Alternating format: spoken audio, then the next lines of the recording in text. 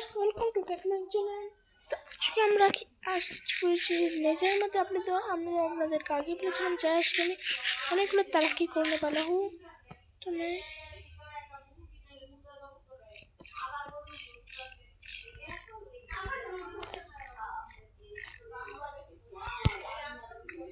तो मैं किंतु सर्वाइवल मोड में थी, पर मैं ये नहीं बुझ पा रहा हूँ कि मैं उठ कैसे रहा हूँ।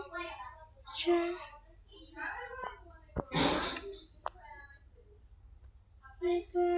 स्पीड